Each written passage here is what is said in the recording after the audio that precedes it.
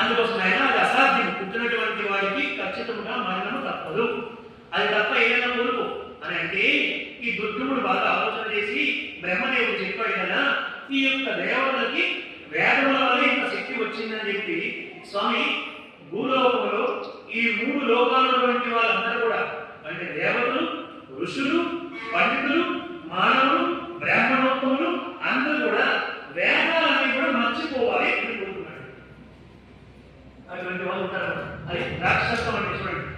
మరి తపస్సు చేసేది కదా, బ్రహ్మదేవుడు చేసేది లేక నాయన ఇటువంటి విచిత్రమైనటువంటి వరాలు కోరుకుంటున్నావు, సరే ఏం చేస్తాము, తపస్సు చేసేవాడు కాబట్టి ఈ కొత్త తప్పదు అనేది తదాస్తు అని వరించాడు. ఆయన వరం ఎప్పుడు ఉంటుంది, సమస్త వేదాలు కూడా ఆయన వచ్చేసి మొత్తం ఈ ప్రపంచంలో ఉన్నటువంటి వాళ్ళందరూ కూడా వేదాలు మర్చిపోయారు, ఎక్కడ వాళ్ళు అక్కడ మర్చిపోయారు. ఇప్పుడు మన పంతులు గారు ఉన్నారు కదా, ఆయన కూడా వేదం మర్చిపోయారు. ఆయన తర్వాత మంత్రం ఏమిటో గుర్తు రావట్లేదు, ఇప్పుడు నేను ఏం చదవాలో గుర్తు రావట్లేదు.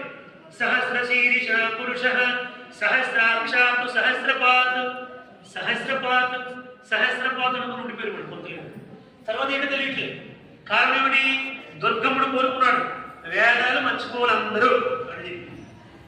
అక్కడేమో రుద్రం చదివినటువంటి వాళ్ళు ఓం నమో భగవతే రుద్రాయ నమస్తే రుద్ర మధ్యమభూతోత యశవే నమః యశవే నమః యశవే నమః అనుకుంటున్నారు. తర్వాత ఏంటి గుర్తు రావచ్చు, సంధ్యావందనం చేసిన వాళ్ళు సంధ్యావందనం చేసినటువంటి వాళ్ళకి ఏం గుర్తు రావచ్చు. మొత్తం ఎక్కడెక్కడ వాళ్ళు ఏమిటి చేస్తున్నారో వాళ్ళు ఉన్నవాళ్ళు ఉన్నట్టుగా అన్ని మర్చిపోయారు, సకల వేదాలను మర్చిపోయారు. ఇది దుర్గముడు చేసినటువంటి పని. ఈ వేదాలను ఆయన వచ్చేసి ఈ లోపాల్లో ఉన్న వాళ్ళందరూ కూడా వేదాలు మర్చిపోయారు.